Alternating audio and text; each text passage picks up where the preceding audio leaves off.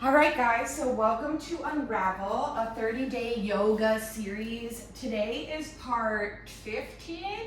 And if you were in yesterday's class, this class will be very similar. It's a lot of micro movements, a lot of strength building, a lot of on-the-ground kind of work. My name is Janet. So nice to meet you. Namaste. And if you've never taken a class with me before, they can lean a little educational. So if that's not really in your wheelhouse, I totally get it. Don't feel bad for not coming back. But glad to see you today. I strongly feel that we are never put in places we are not meant to be. So if you are in this class today, most likely there is something in this class that is for you. Whether it's a message or a posture or, something in your body trauma-wise that you just needed to work through. So even if you're only here for 5 minutes, whatever you latch onto is what was for you. So go ahead and take a moment here to breathe in through your nose, breathing in a little bit more air, and a little bit more air, and a little bit more. And doing a nice big exhale out of your mouth. Ha. And maybe you bring your hands to your heart center here. Or maybe you bring them to your legs. Keeping your palms up if you'd like to receive energy, and keeping your palms down if you'd like to conserve energy. Taking another moment here to just breathe in through your nose. And exhale out of your mouth. Ha. One more time. Big inhale through your nose, breathing in a little bit more air, and a little bit more air, and a little bit more air. Holding it there for a moment. And exhaling out of the mouth. Maybe you take a lion's breath this time. Ha.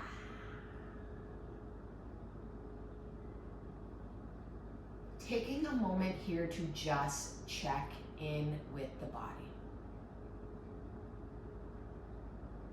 I want you to just see how you feel right now in this moment. Just breathe. And as you breathe in and out, I'll read you a number 8 from book 1 of the Yoga Sutras of Patanjali, which you can find in the class notes. This is for me to practice Sanskrit, but also for me to teach others about the 8 limbs of yoga, Sanskrit, yoga in general, so enjoy. The sentence is, Viparyaya Mithya Jananam Atad Rupa Pratistham. I'm doing my best. Viparyayo is misconception is. Mithya is false, mistaken. Nanam is knowledge. Atad is not on that. Rupa is form. And pratistham is based. So basically what he's saying here is misconception occurs when knowledge of something is not based upon its true form. So the example they give here is, in the twilight you see a coiled rope and mistake it for a snake. You get frightened. There's no snake there in reality. There is a false understanding, but still it created a terror in your mind. It is not only valid knowledge that creates thought waves, but erroneous impressions also. So I think this one is really important. Misconception occurs when knowledge of something is not based upon its true form. I think this really ties back to humanity in the sense of when you project a false persona or when you lie, people are not able to base their next move properly because they're basing it off a misconception that you portrayed. Something to think about. Anyways, So go ahead, drop your chin down to your chest and take a moment here to just roll your neck over to the right side. Inhaling, taking your right hand and gently placing it on your left ear. Maybe you go so far as to sit up nice and tall, which you should be doing anyways. And then taking your left hand and gently placing it on the ground next to you. Fingertips tented. Just breathing and stretching out that neck. Go ahead and release. Exhaling your chin down to your chest and then just roll over to the left side. Taking your left hand, placing it on your right ear, just gently cradling your head here. And then again, same thing. Right hand outstretched, fingertips tented, breathing. Sitting up nice and tall. Maybe your hair is now tickling your nose and you need to scratch your face, like that's fine. And again, exhaling, dropping your chin down to your chest. I want you to go ahead and stretch your right leg out long. Stretch your left leg out long. Again, sitting up nice and tall here. And on an exhale, I want you to just bend your side body over towards that right leg. You can point your toes here. You can also bring your toes up towards your face and kind of use it as something to hold on to. Breathing in and breathing out. Come through center, but I want you to crisscross your arms in front of you and lower your head down. And then just come over onto the other side. Breathing in and breathing out. So we're not turning our torso and going down, right? We're side bodying this stretch. All right? Coming back through center, lowered though. Slowly inhaling, lifting yourself up. Bringing your knees to touch here. Bringing your palms back behind you. Making sure your feet are hips width distance apart. And just windshield wiping out the legs. Doo-doo-doo.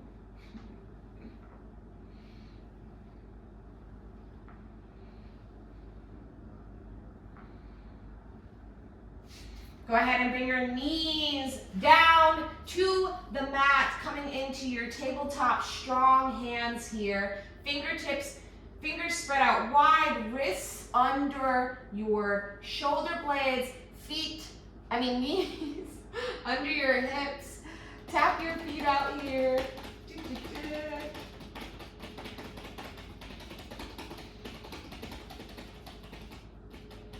And I want you to go ahead and turn your wrists in your tabletop. Okay? And I want you to just gently move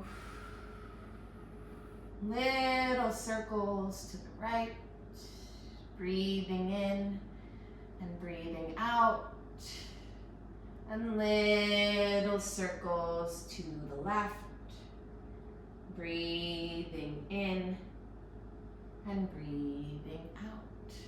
Go ahead and release one fist to the mat. And then release the other fist to the mat and just take a moment here with both fists on the mat. Breathe. You can go ahead and release into the palms of your hand. On an inhale, go ahead and tuck your toes underneath you. Maybe you bring your palms forward a bit. And lift. Hovering here for a moment, take a breath in. And as you exhale, lower. Come back into your child's pose. Breathe.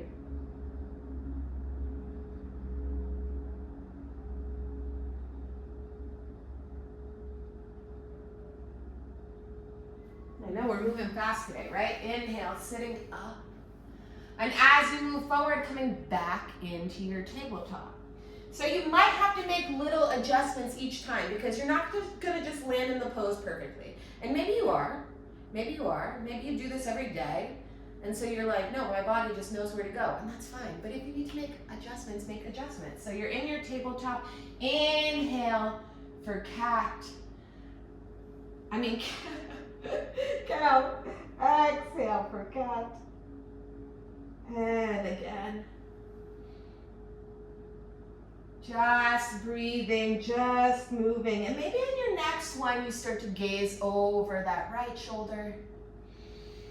Gaze over that left shoulder. And again, palms forward, toes tucked, lift. Taking a moment here to breathe. Maybe you take another breath. And then exhale, slowly lower down with control. Come back onto your toes this time. Taking a moment, breathing here. All right. Maybe you stay a little longer. Inhaling and exhaling. Lowering yourself back down. This time taking your right foot out long. Toes are going to be facing the front of the room or the front of your mat. And then I want you to just rock your body back and forth. So maybe you're able to get really forward, okay? And maybe you're not. Either way, go. Breathing in, breathing out. Place your palms flat on the ground. Bend that knee, turn your feet, and move your hips.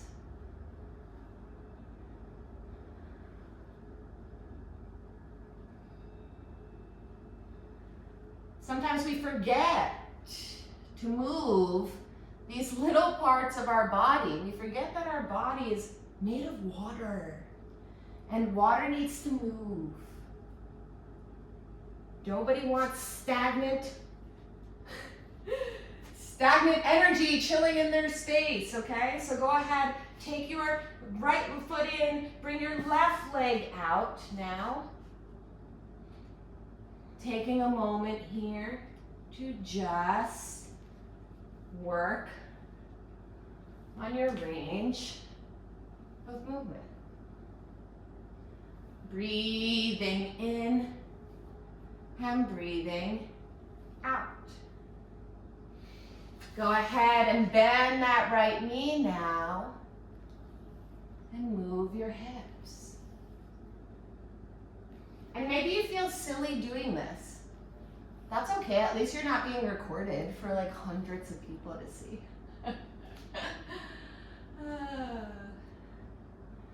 Your hips will thank me later. Your hips will thank me later. So go ahead and bring your left back to meet your right.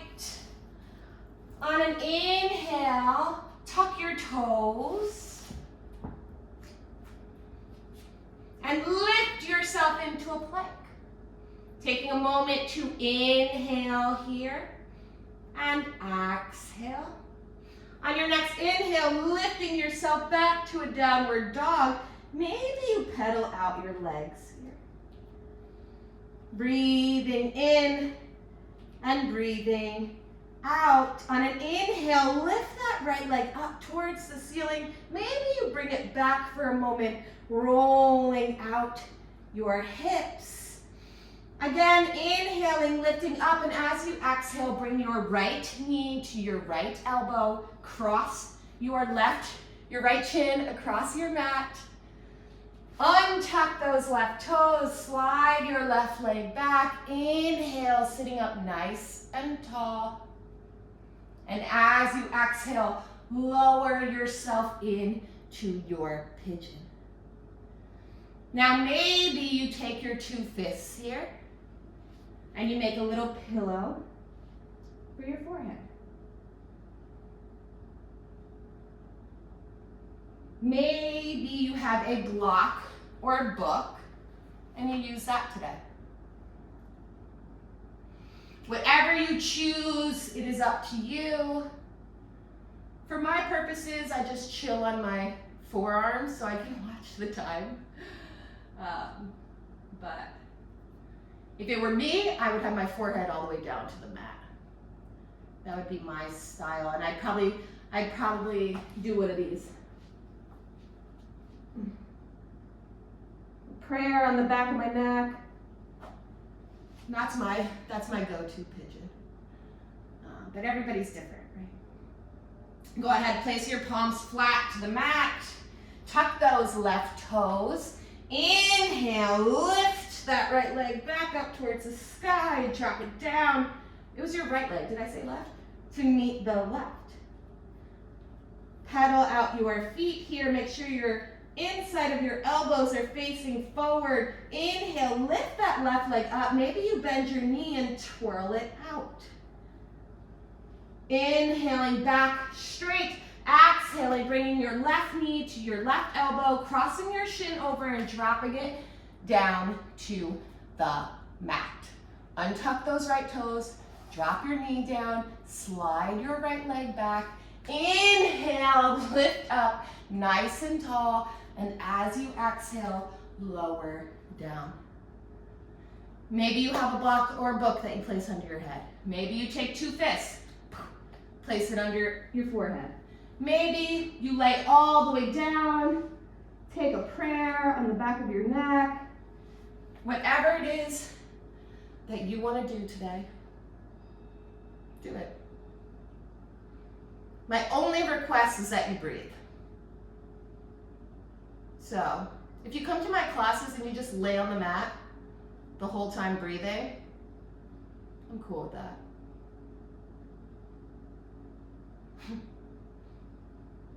Dory's like, why did I come to this class? She's sitting in her lunch meeting like, this is crazy.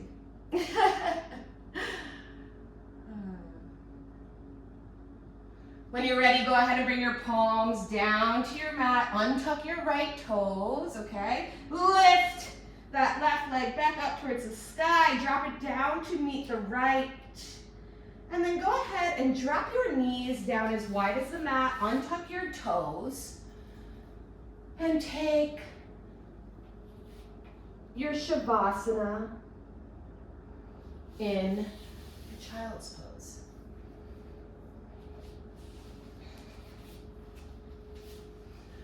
Yay, you're still here. Take that child's pose, breathing in and out. And if you'd like to stay in child's pose for the rest of the class, please do.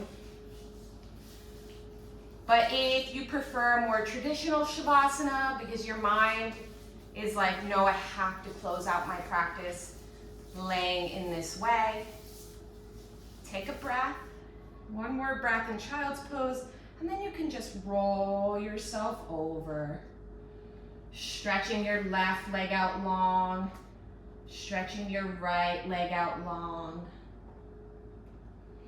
Stretching your left arm out long, stretching your right arm out long. Maybe you tuck your shoulder blades underneath you to release some pressure on your lower back. Tucking your chin into your chest, gently closing your eyes or gazing down the bridge of your nose. Taking a nice big inhale here and a nice big clearing exhale out of your mouth. Ha. Breathing in and out of your nose. Just rest. If you can stay in this Shavasana or this child's pose for the next 10 minutes, please do. Please do.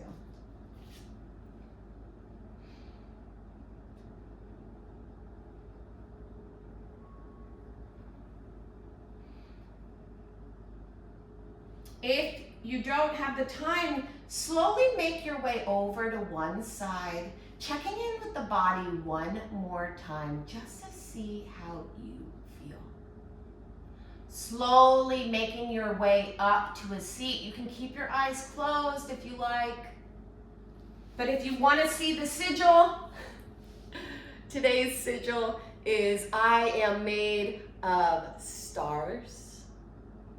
And you can draw this out on your hand, you can screenshot it, you can print it out, you can write it on a piece of paper, you can burn it.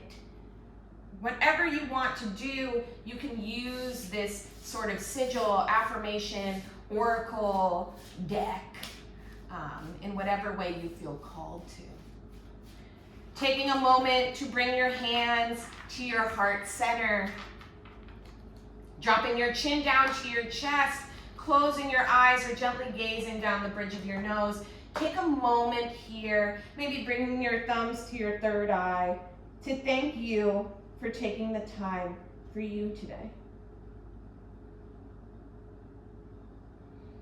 As always, the light in me honors the light in each and every one of you. Thank you.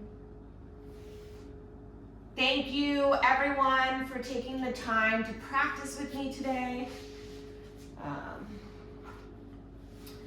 This series goes for 30 days, so I will see you tomorrow, maybe?